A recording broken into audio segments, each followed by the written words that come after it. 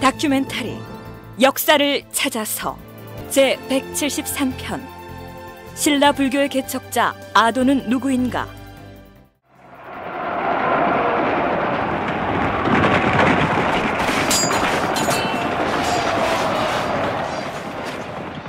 구회왕의 성은 김씨이니 42년 동안 나라를 다스렸다.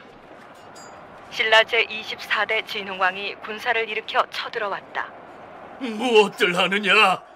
왕궁에 남아있는 병사들도 모두 출병시켜 침례꾼을 무찌르게 하라! 대왕 마마, 우리 군사들이 일당백의 각오로 아무리 사력을 다해 싸운다 하나 신라군의 수가 워낙 많아 어찌할 수 없사옵니다. 구회왕은 왕의 친위대까지 모두 내보내 싸웠으나 적의 수는 많고 이 편은 수가 적어 감당할 수가 없었다. 그러면 하는 수 없지 않느냐?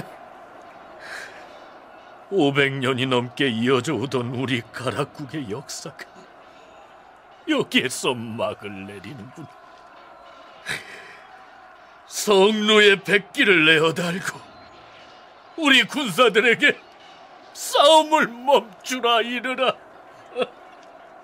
예, 대왕 마마. 항복이다! 백기를 올려라! 이리하여 구회왕은 그와 형제간인 탈지 이질금을 남겨두고 왕자와 상손 졸지공 등이 신라로 들어가 항복하였다. 앞에서 소개해드린 이야기는 경상남도 김해를 기반으로 520년 동안이나 지탱해오던 가락국, 즉 금관국이 신라에 의해 패망하였다는 내용을 기록한 삼국유사 가락국기의 마지막 대목입니다. 삼국유사와 삼국사기의 금관가야 항복에 대한 서술은 일부 차이가 있습니다. 우선 삼국유사에는 가락국의 마지막 왕이 구영왕으로 나와 있으나 삼국사기에는 구해왕으로 기록되어 있고, 삼국유사에는 신라 제24대 진흥왕의 군사와 맞서 싸우다가 중과부적으로 항복한 것으로 나와 있으나 삼국사기에는 금관구의 왕이 스스로 신라에 찾아가서 항복을 청한 것으로 돼 있을 뿐 아니라 그 대상도 진흥왕이 아니라 그전 임금인 제23대 버풍왕으로 기록되어 있습니다. 지금 우리는 버풍왕 치세의 신라 역사를 탐색하고 있습니다. 따라서 삼국유사는 여기서 일단 덮고 삼국사기의 기록을 기준으로 하여 금관국, 즉 가락국의 항복 관련 내용을 다시 점검해 보도록 하겠습니다. 대왕 마마, 금관국의 국왕이 왕실 가족들을 이끌고 드디어 궁궐에 도착하였사옵니다. 내 이 날을 얼마나 기다렸는지 아느냐? 금관국의 왕을 예를 다하여 정중히 모시도록 하라. 예, 대왕 마마. 금관국 왕은 안으로 드시오. 신라국 대왕 마마, 소인은 금관국왕 김구회이옵니다. 이제 더 이상 나라를 유지할 수 없어 신라국 대왕 마마께 나라와 백성을 바치려고 왔사옵니다. 잘 오셨소. 헌데 궁궐 마당에 잔뜩 싣고 온 저 물건들은 다 무엇이오? 저희 금관국의 왕실 창고에 있던 보물들이옵니다. 신라국 대왕 마마께 함께 바치겠사옵니다. 고마운 일이요. 내 그대에게 높은 벼슬을 내리고 그대가 다스리던 땅을 시급으로 하사하겠소. 황송하옵니다, 대왕 마마. 이 대목을 기록한 삼국사기 관련 내용을 소개하면 다음과 같습니다. 금관국왕인 김구회가 왕비 및 세 왕자, 곧 장남 노종, 이남 무덕, 삼남 무력과 더불어 국고의 보물을 가지고 와서 나라를 내주었다. 왕은 이를 예의로서 대우하고 제일 높은 상등 벼슬을 주었으며 금관국의 땅을 그의 시급으로 만들어 주었다. 그의 아들 무력은 벼슬이 각간에 이르렀다. 가락국, 즉 금관국이 이 무렵에 와서 왜 신라에게 백기투항을 할 정도로 쇠퇴하게 되었는지는 가야사를 탐색할 때 이미 상세히 소개한 바 있습니다.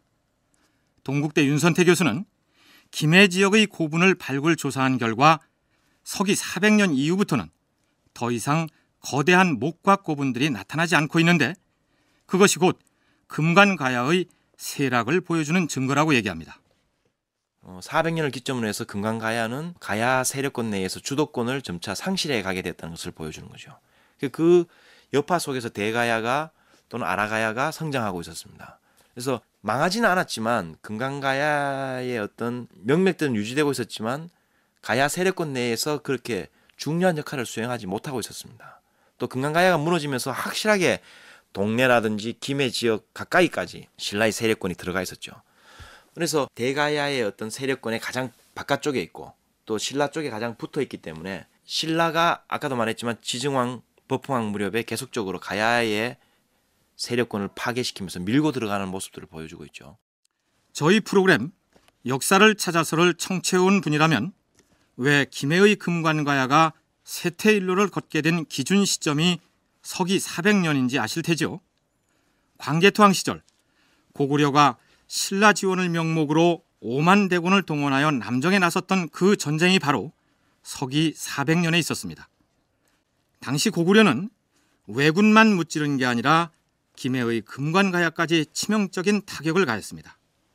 이때 이후 가야연맹처의 주도권은 고령의 대가야 쪽으로 넘어갔고 겨우 명맥만 유지하던 금관국은 신라의 압박을 더 이상 견디지 못하고 법흥왕 19년, 서기로는 532년에 신라에 투항하게 된 것입니다. 그런데 항복을 해온 금관가야의 왕 김구해와 세 왕자들에게 진굴 귀족으로 대접하여 높은 벼슬을 주었을 뿐 아니라 다스리던 옛 땅을 시급으로 주었다는 부분은 상당히 파격적이라는 생각을 갖게 합니다. 금관가야가 신라에 투항하는 과정들을 보면은 신라가 금관국 지역의 어떤 지역적 지배권들을 시급이라는 형태로 인정해주고 또 그의 아들들을 진골 귀족으로 대접해줍니다. 그래서 이런 어떤 특급 대우들, 그것은 결국 신라가 가야를 집어먹겠다라고 하는 그 욕망들이 같이 어우러져 있는 거죠. 그러니까 우리가 앞으로 가야가 투항해오면 이렇게 잘 대접해주겠다. 너희들은 우리를 믿고 백제도 지금 너희들 계속 치려고 하는데 우리한테 투항해 들어라. 그러면 내가 너희들의 기존 기득권들을 어느 정도 인정해주면서 내 품 안으로 끌어들이겠다. 그러니까 법흥왕이 패망하여 투항해온 가락국의 왕실 가족을 후하게 대접했던 데에는 가야연맹체의 다른 세력들이 항복을 견인하기 위한 목적도 포함되어 있었을 것이다. 이런 분석입니다. 삼국사기 관련 기록 중에서 항복을 해온 금관가야의 세 왕자 중에서 삼남인 무력은 그 벼슬이 각간에 이르렀다는 대목이 눈에 띕니다. 이벌찬이라고도 불리는 각간은 신라 17관등 중에서 최고 관등이죠. 그러나 그런 대우가 계속 이어진 건 아니었습니다. 금관구의 후예로서 신라의 역사에 가장 빛나는 업적을 남긴 김유신도 한때 신라 귀족사회 내부의 신분 차별 때문에 어려움을 겪기도 했습니다. 하지만 어쨌든 금관국의 김유신과 더불어 7세기 중반에 두각을 나타내었던 강수라는 인물은 가야권 출신에서 신라에서 가장 출세한 상징적인 인물들이면은 틀림없습니다. 김유신 집안은 특별하게 진골로서 좋은 대접들을 받았다고 볼 수 있고요. 또 가야인 중에서 대가야 출신 사람들이라고 보는 강수, 저는 사실 임나가라라고 표현되어 있기 때문에 김해 지역 출신이 아닐까 이렇게도 볼 수 있는데요. 그런 강수도 역시 아주 중요한 역할을 합니다. 강수의 아버지도 신라권 내에서 중급 귀족으로서 자리를 잡고 있고요. 또 강수도 공부를 수행해서 또 유학자로서 이름을 날리고 외교 문서로 이름을 날리고 하는 걸 보면은 가야의 엘리트들, 상층부들은 신라권 내에서 아주 안정적으로 정착해 가고 있었다라고 생각해 볼 수 있습니다. 이번에는 신라의 연호 사용에 대한 부분을 짚어보기로 하겠습니다.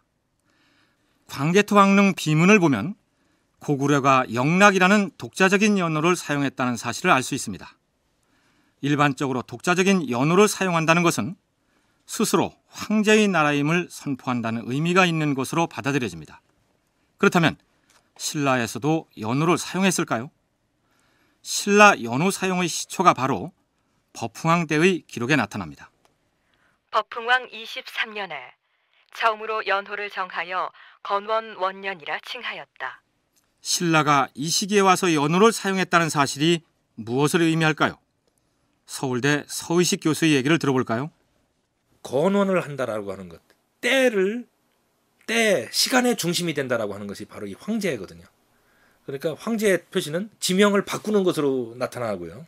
이제 첫째로는 전통적으로 내려왔던 멀쩡한 지명을 내 자의로 바꾼다. 이건 앞으로는 뭐라고 불러라 하면은 이건 나의 통치 지역이다.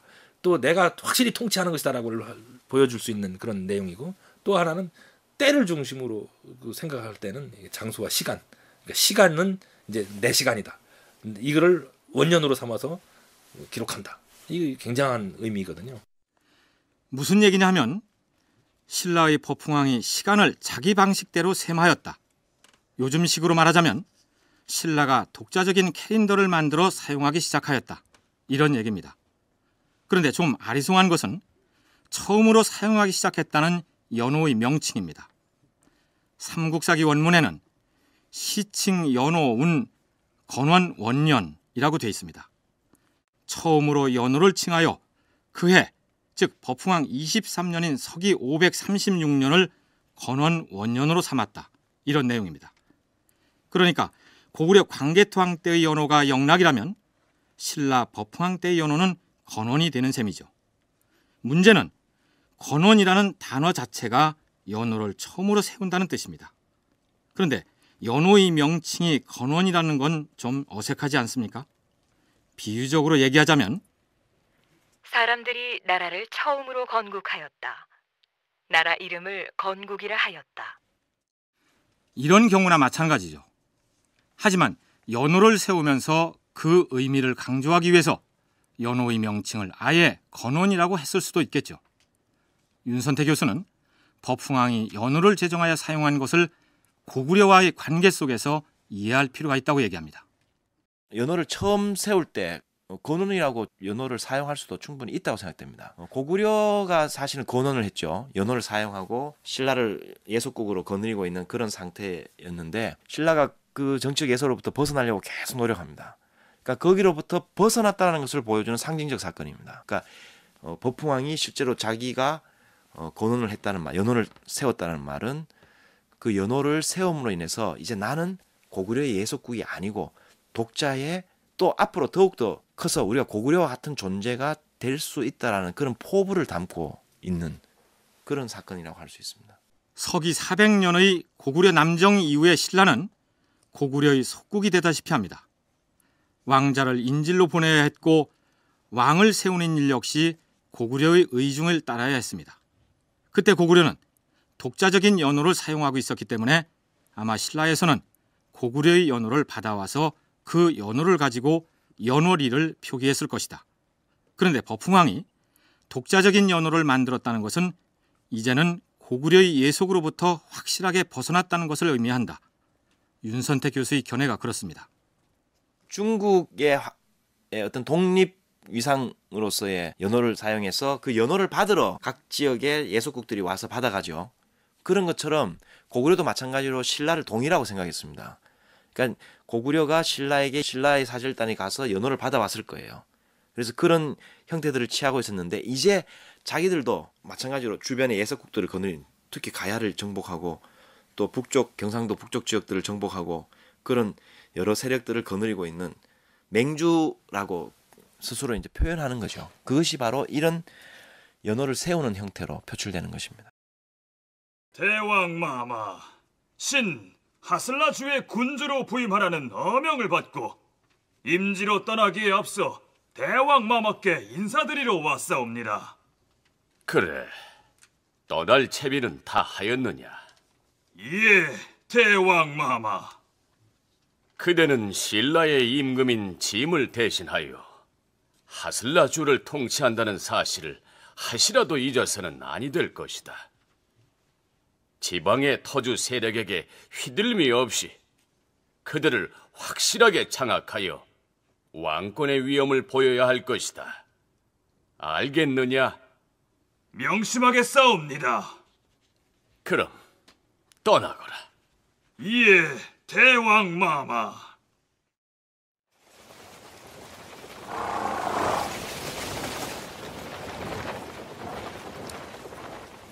왕으로부터 하술라주의 군주로 임명된 관리가 임지를 향해 출발합니다. 이전까지는 신라가 어떤 지역을 복속시켰다 해도 그 지역에 대한 통치는 그 지역 토착 세력의 수장에게 다스리도록 자치를 허용했습니다. 그러다가 강력한 왕권 국가를 지향하게 되면서 중앙조정에서 지방관을 직접 파견하는데, 그렇다면 중앙조정에서 일을 하다가 먼 지방으로 떠나는 경우 그 관리의 부인을 비롯한 가족들은 어떻게 되었을까요?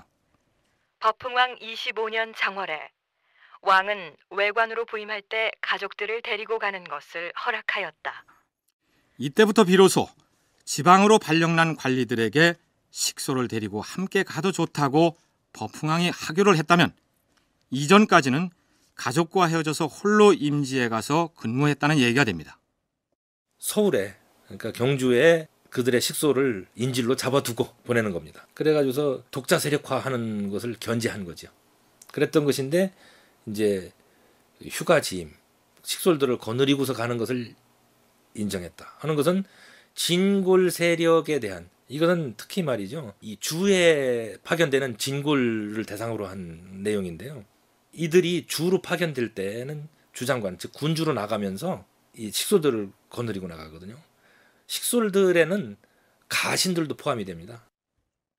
파견된 지방관이 독자 세력을 구축해서 중앙조정에 반기를 들지 못하도록 부인과 자식들을 인질 성격으로 서울인 경주에 남겨두고 가야 했을 것이다. 서의식 교수의 분석이 그렇습니다. 그런데 윤선태 교수는 신라가 지방관을 파견한 초기의 경우 중앙의 관리가 지방으로 부임하는 것은 그 지방을 군사적으로 제압하러 가는 것과 같은 의미이기 때문에 전쟁터에 식소를 데리고 가지 않는 것과 같은 이치였을 것이라고 설명합니다. 군사들은 자기 부인을 데리고 가지 않죠. 정복하러 갈 때는, 싸우러 갈 때는 부인을 데리고 가지 않습니다.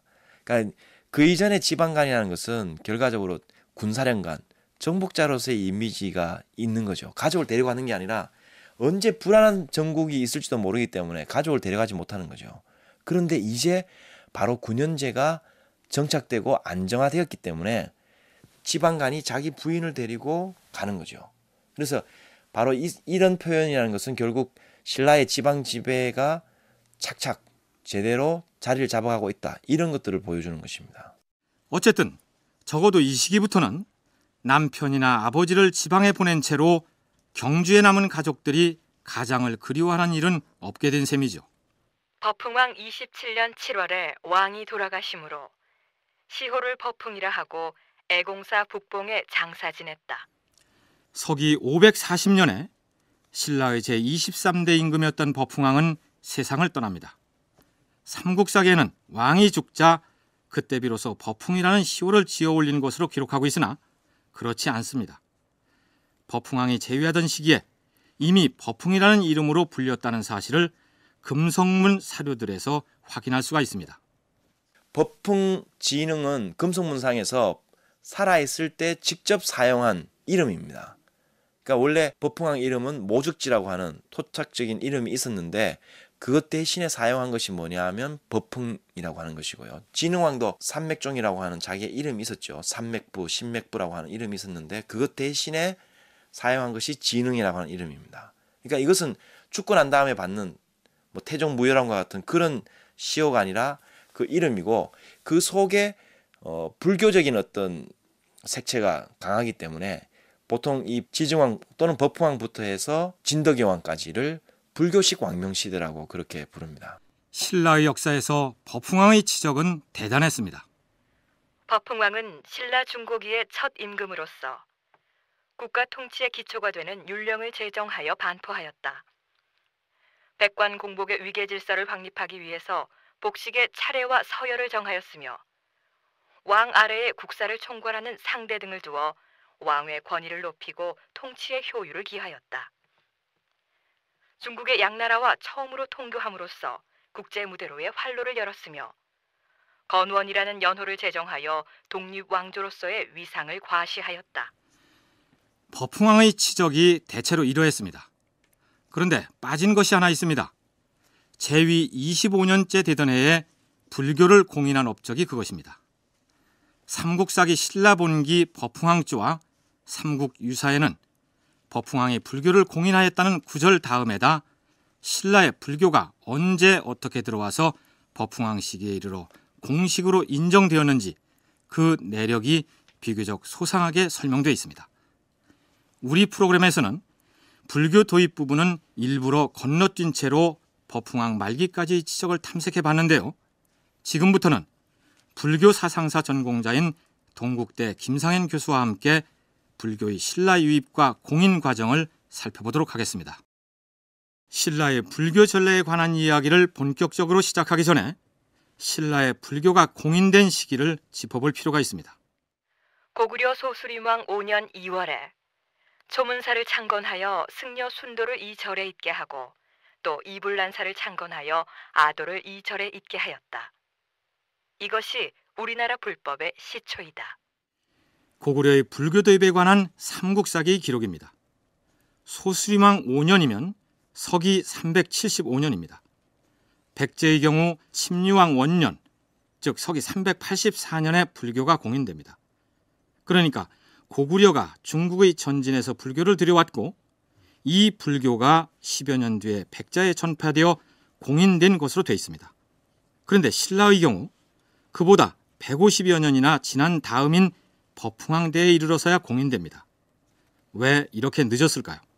연구자들의 다양한 견해들이 있는데 이제 여러 가지 이유 중에 첫째는 지리적으로 동남방에 우선 치우쳐 있고 또 그럴 뿐만 아니라 신라 사회가 갖고 있는 전통 문화라 그럴까 전통 사상이라 그럴까 이런 게 상당히 강했던 거 아닌가 두 나라에 비해서. 근데 화랑도 제도 같은 것도 좀 독특하게 보이고 화백회의 같은 경우도 그렇고 어떻든 이제 신라에는 불교가 들어오는데 우여곡절을 좀 겪는 것 같습니다. 지리적으로 동남쪽에 치우쳐 있어서 외부의 문물을 쉽게 받아들이기 어려운 환경이었고 신라 고유의 전통 사상이나 종교 때문에 외래 종교가 쉽게 뿌리내리기 어려웠을 것이다. 김상현 교수의 설명이 그렇습니다. 자, 그러면 지금부터 신라의 불교가 도입되는 과정을 짚어보기로 하겠습니다. 우선 삼국사기 내용을 살펴보기로 하죠. 놀지왕 때 승려 무코자가 고구려로부터 일선군에 도착하였다. 그는 일선군에서 그곳 사람 모래를 만났다.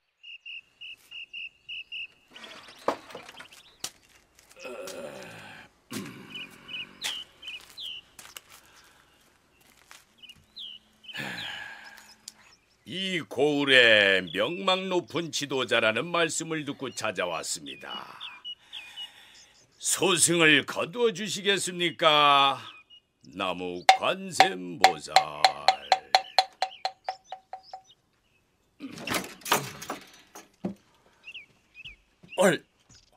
아니, 당신은 누구시오? 소승은 부처의 가르침을 전하러 온 승려이옵니다.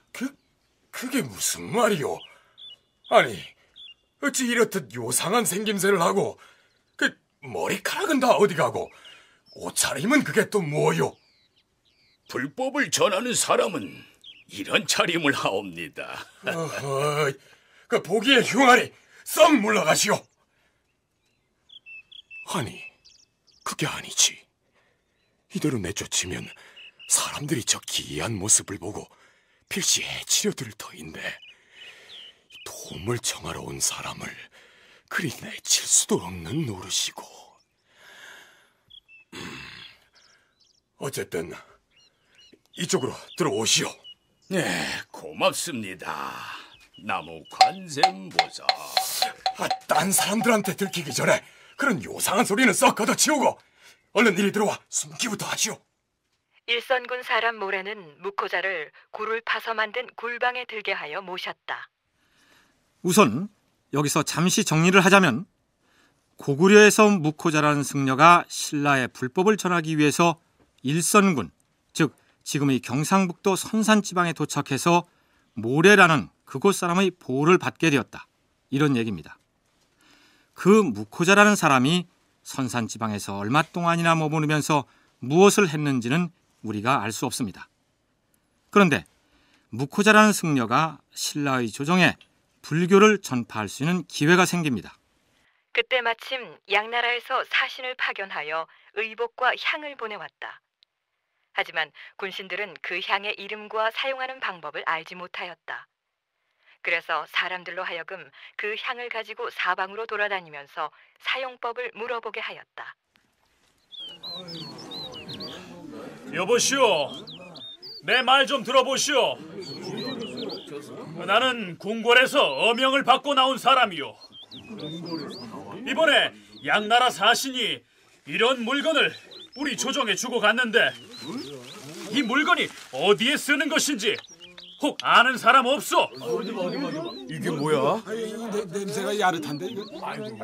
먹는 물건은 아닌 것 같고. 이게 뭐야? 이거 참 난감하구만. 이 물건의 쓰임새를 알아야 대왕마마께 고할 터인데. 잠깐만. 궁궐에서 나왔다 하셨소. 그렇소. 우리 집에 학식이 아주 높아 보이는 귀한 손님이 한 분 와 있는데 그분에게 같이 가서 물어봅시다. 그래요? 좋습니다. 가봅시다. 이렇게 해서 궁궐에서 나온 군신이 모래의 집 굴방에 머물고 있던 묵호자에게 찾아가는데 그는 그 이상한 물건의 용처를 알고 있었을까요? 이것이 어디에 쓰는 어떤 물건인지 알아보시겠소? 어디 봅시다. 그럼요, 아다뿐이겠습니까?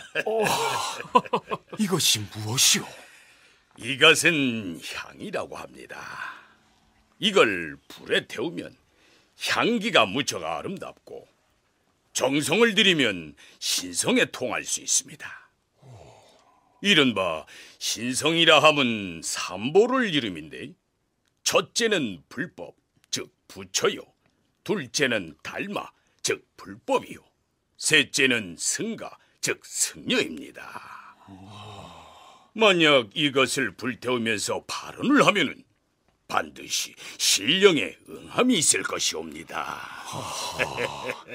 이 물건이 그런 심오한 진리를 깨닫는데 필요한 물건이란 말이로군요. 예. 그 말씀이 어려워서 알아듣기 쉽지 않으나 네, 그대가 말한 대로 대왕 마마께 전해 올리겠소. 부처님과 부처님이 일러주신 불법과 그리고 그것을 믿고 따르는 그 제자들을 불법성 삼보, 세 가지 보배라고 말합니다. 그래서 이제 그 부처님 앞에 향을 사루게 되면 이게 대단히 신성합니다라고 가르쳐 줬죠. 그래 그건 뭐 애적부터 지금도 향을 사루죠. 향을 사루는데 향은 뭐 향 그 자체가 우리로 하여금 정신을 이렇게 굉장히 맑게 하고 거룩하게 하고 이런 요소가 있지 않습니까? 그러니까 이 종교에서는 향을 뭐 쭉 이렇게 해왔죠. 근데 아마 이거를 잘 몰랐던가 봐요. 앞에서 소개한 삼국사기의 내용 중에서 사실관계가 옳지 않은 부분이 있는데 삼국유사의 저자인 이련도 그 대목을 지적해 놓았습니다. 무슨 얘기냐면 묵호자라는 승려가 눌지왕 때 신라에 왔고 그때 마침 양나라 사신이 향을 보내왔다고 했는데 중국 남조의 양나라는 서기 502년에 건국되었고 신라 눌지왕은 서기 400년대에 재위했기 때문에 양나라 사신이 그때 왔다는 표현은 옳지 않다는 것입니다. 고대의 기록에서 연대가 맞지 않는 부분은 흔히 나타나는 현상이기 때문에 착오가 생긴 것으로 이해하고 넘어가기로 하죠. 그렇다면 그 묵호자라는 승려가 어떻게 해서 신라의 조정과 통하게 되는지 알아보기로 할까요? 우리 공주가 아직 차도를 보이지 않고 있다는 말이냐? 그러하옵니다, 대왕마마. 호호, 이 일을 어찌하면 좋다는 말이냐? 정녕 우리 공주의 병을 낫게 해줄 방도가 없다는 말이냐? 대왕마마, 한 가지 방도가 생각나긴 하옵니다만 효험이 공주만 살릴 수 있다면 무슨 일인들 못하겠느냐? 어서 말해보라.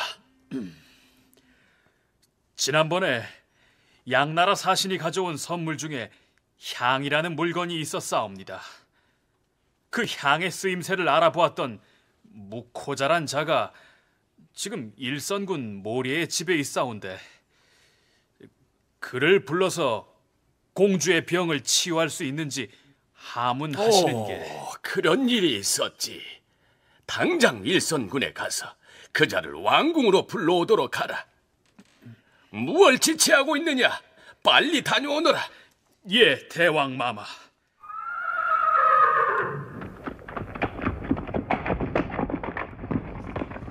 이렇게 해서 드디어 고구려에서 온 그 묵호자라는 승려가 궁궐로 불려옵니다. 승려 묵호자는 과연 공주의 병을 낫게 해주었을까요? 삼국사기의 기록을 소개하면 이렇습니다. 왕녀가 병이 들어 위태함으로 왕은 묵호자로 하여금 향을 피우고 발원하게 하였더니 얼마 아니하여 왕녀의 병이 나았다. 이에 왕은 크게 기뻐하여 많은 예물을 주고 후하게 대접하였다. 그러니까 불교를 전혀 모르는 사람들에게 불교를 전도할 때 불교의 심오한 교리나 사상을 이해시키기는 대단히 어려웠을 것입니다. 그래서 무당이나 의원이 하던 역할을 승려가 수행하여 중생들의 마음을 움직였다는 일화가 자주 등장합니다. 사람들은 현실적으로 부딪혀오는 병이라든지 현실적인 고통이라든지 이런 것들을 어떻게 극복해 가느냐 하는데 종교가 어떤 도움이 되겠느냐 하는 게 뭐 옛날이나 지금이나 그런 걸 요구하죠. 그런 쪽에서 제일 흔히 우리가 일어날 수 있는 게 뭐냐면 난치병 같은 거. 이런 것을 이제 옛날에는 그 샤만이 그걸 다 해결했던 거 아닙니까? 그런 점에서 이게 이제 성녀가 그 샤만하고 대치되는 요소가 꽤 있습니다. 그건 그렇고 공주의 병을 고쳐준 묵호자는 그 뒤에 어떻게 되었을까요? 묵호자는 궁성에서 나와 모래를 만나 왕에게서 받은 물건들을 그에게 주면서 말했다.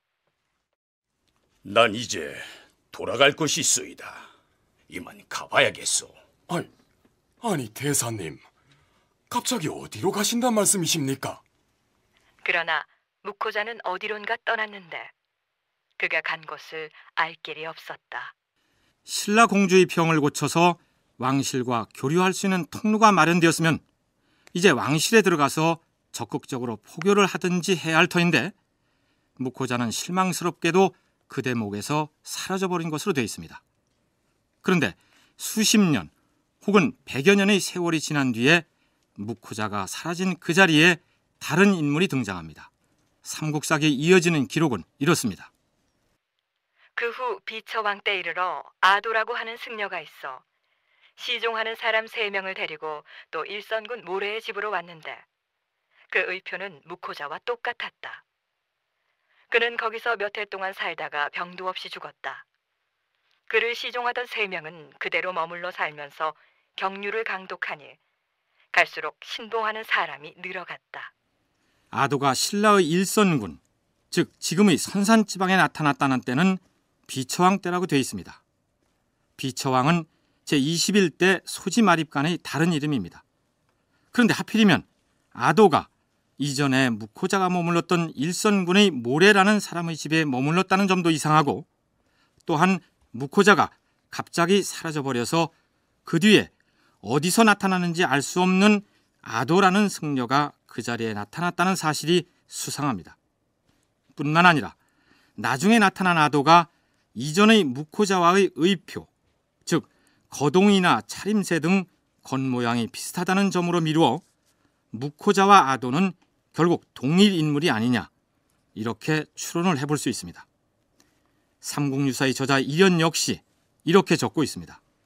소위 묵호자라는 것은 진짜 이름이 아니라 바로 무엇을 지목하는 말일 것이다. 마치 양나라 사람들이 달마 스님을 가리켜 파란 눈을 가진 오랑캐처럼 생겼다 하여 벽안호라고 불렀고, 진나라 사람들이 도안 스님을 일컬어 용모가 못생긴 도인이라는 뜻으로 온나무 칠자를 써서 칠도인이라고 했던 것과 같을 것이다. 즉, 아도는 위험한 여행을 하면서 이름을 숨기고 성명을 말하지 않았던 까닭에 나라 사람들이 그저 소문에 따라서 묵호 혹은 아도 등 두 가지 이름을 부른 것으로 전해진 것이다. 더군다나 아도의 외모가 묵호와 비슷했다는 것으로 보아서 같은 사람인 것을 알 수 있다. 그렇다면 신라사 혹은 불교사 연구자들은 묵호자와 아도를 어떻게 보고 있을까요? 삼국유사의 저자인 이련 스님은 이들을 동일 인물인 것 같다, 이렇게 봤습니다. 묵호자는 진짜 이름이 아니고 그 생김새를 따라서 부른 이름인 것 같다. 그걸 지목지사라고 그랬는데, 아도의 모습이 묵호자와 비슷하다고 했거든요. 그 기록에 주목했던 것 같습니다. 이제 이련 스님의 이 견해는 지금도 되게 받아들여지고 있습니다. 물론 묵호자와 아도의 의표가 비슷하다고 한 것은 그 불성의 행색을 두고 그렇게 말했을 뿐, 이것이 곧 이들이 동일이라는 근거가 되는 것이 아니라고 보는 견해도 없지 않습니다. 그런데 뒤에서 소개하겠습니다만 아도라는 인물 역시 삼국사기의 신라 본기뿐 아니라 고구려 본기에도 등장하고 한자 표기도 조금씩 다르게 나타납니다. 그래서 사람들은 아도라는 인물 역시 특정한 인물을 지칭하는 게 아니라 보통 명사로 쓰이는 말이 아니냐, 이렇게 얘기하기도 합니다. 어린아이를 나타내는 아이 아자에다 머리두자를 써서 사람들이 아두라고 불렀던 것이 아도가 된 것 아니냐, 이런 얘기죠. 승려들이 머리를 삭발하고 나타났으니 사람들이 어린아이의 머리, 즉 아두라고 놀릴 만도 했겠죠. 그러나 아도마저 그렇게 보통 명사로 간주해버리면 신라의 불교를 전한 주체를 파악할 수 없게 됩니다. 지금까지는 삼국사기에 실린 내용을 중심으로 신라의 불교가 들어온 경위를 알아봤는데, 삼국사기의 이 기록은 김대문이 지은 계림잡전을 인용한 것입니다. 그런데 계림잡전 말고 또 다른 기록이 있습니다. 진흥왕 시기에 건립된 아도비의 비문이 그것입니다. 이 비문은 김용행과 한나마라는 사람이 지은 것인데, 삼국유사에는 아도비의 비문을 인용하여 아도라는 승려가 신라의 불교를 전해준 과정을 상세히 소개하고 있습니다. 자, 그럼 여기 소개되는 아도라는 인물은 앞에서 소개한 계림잡전에 나오는 그 묵호자 혹은 아도와 어떻게 다른지 비교하면서 들어보시죠. 아도는 고구려 사람이요, 그의 어머니는 고도령이다. 정씨 연간에. 정씨는 중국 삼국시대 당시 위나라 조방의 연호인데, 정씨 연간이면 서기로 240년에서 248년 사이에 해당됩니다. 계속 들어보시죠. 위나라 사람 아굴마가 명령을 받들고 사신으로 고구려에 왔다가 여자 관계를 하고 돌아가는데, 이로 인하여 아도를 뵈게 되었다. 아도가 태어나서 5살 때 그의 어머니가 그를 중으로 출가시켰다. 나이 16에 위나라로 가서 아버지 굴마를 찾아 문안하고 승려 현창의 문화로 들어가 수업을 하다가 나이 19에 다시 어머니에게로 돌아왔다. 어느 날 어머니가 그에게 말했다. 계림에서는 이제껏 불교의 이치를 알지 못하였다. 그러나 이후 3000여월 만에 계림에 거룩한 임금이 나타나서 크게 불교를 일으킬 것이다. 계림의 서울 안에 7곳의 절터가 있으니, 첫째는 금교의 동쪽 천경림이요, 둘째는 삼천기요, 셋째는 용궁 남쪽이요, 넷째는 용궁 북쪽이요, 다섯째는 사천미요, 여섯째는 신유림이요, 일곱째는 서청전이니 모두가 전세상 부처님 시대의 절터였던 곳이다. 불교의 전통이 오래 유전되었던 땅이니 아도 내가 그곳으로 가서 위대한 불교를 전파하여 마땅히 부처님을 예배하는 전통에서 첫 자리를 차지하여야 할 것이다. 아도가 어머니의 말씀을 받들고 계림에 이르러 왕성 서쪽 동네에 와서 머무니, 즉 지금의 엄장사요. 그때는 바로 미추왕 즉위 2년이었다. 어쨌든 이렇게 해서 아도라는 승려가 고구려에서 신라에 왔다는 얘기입니다. 그런데 이때가 미추왕 때라고 적고 있습니다. 만일 삼국사기의 묵호자가 아도와 동일인이라면 눌지왕 때 신라에 온 셈이고, 또 다른 아도는 비처왕 즉 소지왕 때 옵니다. 뿐만 아니라 고구려 소수림왕 때 고구려에 온 승려 역시 아도였습니다. 이 여러 명의 아도를 어떻게 정리해야 할까요? 이러한 법명을 사용한 성녀는 고구려에도 신라에도 있었습니다. 그러니까 위에 성녀 아도가 소수리방 4년에 고구려에 왔다 그랬거든요. 그것도 아도거든요. 그리고 아도비에 의하면 이 아도가 미추왕 2년에 263년에 고구려로부터 신라에 왔다고 하거든요. 또 한 기록에 따라서는 비추왕 때, 이때는 5세기 후반인데, 혹은 보풍왕 때 아도가 왔다 그러거든요. 그러면 지금 말씀드렸듯이 아도가 시대를 건너뛰어서 막 등장하잖아요. 이제 이런 때문에 아도를 승려를 의미하는 보통 명사로 보려고 하는 견해도 있습니다. 한 가지 확실한 것은 소수림왕 때 위나라로부터 고구려에 와서 불교를 일으킨 승려의 이름이 분명히 아도라는 사실입니다. 그러면 그 아도가 고구려에서 머물다가 신라에도 불교를 전하기 위해서 온 것으로 이해해야 자연스럽습니다. 그런데 소수림왕 4년, 즉 서기 374년에 처음으로 고구려에 왔던 아도가 아도비에 나타난 것처럼 미추왕 때 신라에 올 수는 없습니다. 미추왕은 262년에 즉위했으니 고구려에 오기 100년 전에 신라에 왔다는 계산이 나오기 때문입니다. 그 다음 삼국사기 기록처럼 비처왕 때 왔다는 건 역시 문제가 있습니다. 신라의 비처왕, 즉 소지왕은 서기 400년대 말에 재위했기 때문에 아도가 고구려에 와서 100여 년을 살다가 신라에 왔다는 얘기가 됩니다.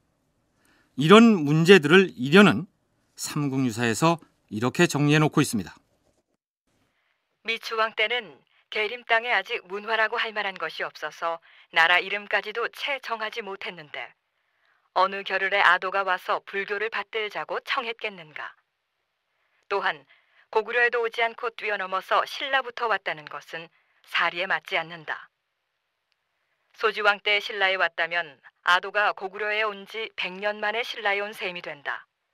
연대가 하나는 너무 뒤지고 하나는 너무 앞선다. 헤아려 보건대 불교가 동방으로 차차 전파된 과정이 반드시 고구려 백제로부터 시작되어 신라에 이르렀을 것이다. 그렇다면 눌지왕대라야 고구려 소수림 왕대와 맞닿아 있으니 아도가 고구려를 하직하고 신라에 온 때는 응당 눌지왕대여야 할 것이다. 다시 정리를 하자면 고구려 소수림왕 때 순도와 함께 고구려의 불교를 일으켰던 승려 아도가 신라 제19대 눌지왕 시기에 신라에 왔다. 이렇게 됩니다. 따라서 눌지왕 때에 신라에 왔다는 삼국사기의 묵호자라는 인물이 바로 아도가 되는 셈이죠. 이번에는 아도가 고구려를 떠나서 계림, 즉 신라로 올 때 아도의 어머니인 고도령이라는 여인이 예언했던 얘기가 신빙성이 있는지 살펴볼까요? 계림의 서울 안에 7곳의 절터가 있으니 첫째는 금교의 동쪽 천경림이요, 둘째는 삼천기요, 셋째는 용궁 남쪽이요, 넷째는 용궁 북쪽이요, 다섯째는 사천리요, 여섯째는 신유림이요. 고도령이라는 여인은 이전의 부처님 시대에 절이 있었던 터라고 하면서 신라의 서울인 경주에서 절을 지어야 할 곳 7군데를 미리 점지해 줍니다. 그리고 그가 점지해 준 곳에는 훗날 모두 절이 들어섭니다. 흑륜사, 영흥사, 황룡사, 분황사, 영묘사, 천왕사, 담엄사 등이 그것입니다. 절을 세우는 전후의 순서를 예언적으로 얘기한 것 같은데 이제 그 대체로 절들은 있죠. 그런데 이제 그게 예언에 맞췄다기보다는 후대적으로 보는 게 오히려 나을지 모릅니다. 아무튼 그것은 지금 보면 그 절을 세운 차례 순서는 대개 그 순서로 드러나고, 그렇다고 해서 그러면은 고드령이 얘기했듯이 3천여월이 지나면 뭐 반드시 믿는 사람이 나올 것이다라고 했다는데, 이게 뭐 눌지왕 때로부터 법홍왕까지는 무려 100년 이상이 되고, 그럼 만약에 1000여월이라고 했다면 거의 비슷하게 되는데, 아도 어머니인 고드령의 예언이 맞아떨어진 게 아니라 후대에 흑륜산이 황룡산이 한 절들을 지어놓고 그 절들이 아주 옛날 아도 어머니가 부처님 시대의 절터였던 장소를 예언해 주어서 그곳에다 지었다는 식으로 사찰설화를 만들었을 거란 얘기죠. 그 다음 아도 어머니의 예언 한 가지를 더 살펴볼까요? 이후 3천여 월 만에 계림에 거룩한 임금이 나타나서 크게 불교를 일으킬 것이다. 아도가 신라로 떠나는 시점에서 3천여월이 지나면 신라에 거룩한 임금이 나타나서 불교를 일으킬 것이라고 했는데 3천월이면 250년이 되니까 눌지왕 때로부터 250년이 지난 시점은 서기 600년대 말이나 700년대가 됩니다. 따라서 3천월이 아닌 천여월이라면 신라의 불교를 공인한 법훈왕 시기와 맞아떨어집니다. 자, 그럼 이제 아도 비문에 적혀있는 내용을 쫓아서 고구려를 떠난 아도가 어떤 행보를 보이는지 살펴보기로 할까요? 삼국사기에 실린 계림잡전에서는 무코자가 처음에 지금의 선산인 일선으로 먼저 간 것으로 되어 있는데, 아도 비문을 인용한 삼국유사에서는 아도가 일단 신라조정으로 가서 불법 전파를 타진했다가 거부당하자 지금의 선산으로 도망친 것으로 되어 있습니다. 아도가 도망하여 은신했다는 속림 역시 지금의 경북 선산지방을 가리키며, 계림잡전에는 그를 숨겨준 사람을 모래라 하였는데 여기서는 모록이라고 적고 있습니다. 이려는 모래의 리에도리에자와 모록의 복록자가 비슷해서 생긴 착오일 것이라고 분석하고 있습니다. 그렇다면 고구려에서 신라의 불교를 포교하러 온 아도가 왜 하필이면 지금의 선산지방을 거점으로 삼았을까요? 고구려에서 오는 그 길목, 그 루트가 아마도 그쪽이 아니겠느냐고 하는 생각을 가진 사람이 있습니다. 이제 미술사적으로 충주 이쪽에 나타나는 고구려 쪽 그 마의 불상이 있는데 그거와 연결지어서 그런 루트를 설명하려고 하는 학설까지도 나타났는데, 아무튼 그것이 경주로 들어가는 길목이고 신라로는 그런 그 지리적인 아마 조건이 연결이 있을 겁니다. 경로야 어찌되었든 신라의 불교는 왕경인 경주에서 일정 거리가 떨어진 선산지방에 먼저 씨앗이 뿌려졌다가 그곳을 거점으로 해서 중앙조정으로 진출한 것으로 해석할 수 있을 것입니다. 아도비의 비문 역시 아도가 신라조정으로부터 인정을 받게 된 계기가 왕려, 즉 공주의 질병을 고쳐주기 때문인 것으로 서술하고 있습니다. 삼국유사에서는 미치왕의 딸이라는 그 공주의 이름을 성국공주라고 표기하고 있습니다. 이때 성국공주가 병이 들어 무당이나 의원에게서 효험을 보지 못했다. 왕실에서는 직사를 사방으로 보내어 의원을 구했는데 아도 법사가 갑자기 대궐로 가서 마침내 병을 고쳤다. 그대 이름이 아도라고 했는가? 그러하옵니다, 대왕마마. 무당도 의원도 고치지 못한 공주의 병을 그대가 고쳐주었으니 그대의 공을 칭찬하는데 어찌 짐이 인색할 수 있겠는가? 무엇이든 다 들어줄 터이니 소원을 말해보라. 대왕마마, 소승은 아무것도 청할 것이 없사옵니다. 짐은 그대의 청한 말을 마땅히 들어주는 것이 공주의 압이 되는 사람의 도리라 생각하는 마이니 주저 말고 얘기하도록 하라. 그리하면 아뢰겠나이다. 저쪽 천경님에다 절을 짓고 불교를 크게 일으켜서 나라의 복을 받드는 것이 소승의 소원일 뿐이옵니다. 그것이야 짐과 우리 신라를 위하는 일이라는데 어찌 마다할 수 있겠느냐. 윤호할 터이니 추진하도록 하라. 황송하옵니다, 대왕마마. 왕이 이를 승낙하고 공사에 착수할 것을 명하니 보통 집이나 다름없이 질박하고 검소하게 띠를 엮어 지붕을 이었다. 아도가 거기 살면서 불교를 강연하니 가끔 하늘꽃이 떨어졌다. 절의 이름을 흥윤사라 하였다. 하늘꽃이 떨어졌다고 했는데 여기서 하늘꽃이란 불가에서 고명한 승려가 설법을 할 때 나타난다는 기적을 의미합니다. 어쨌든 아도는 어머니가 고구려를 떠날 때 예언했던 첫 번째 절터에다 사찰을 건립하였고 그것이 신라 최초의 절인 흥윤사였던 것입니다.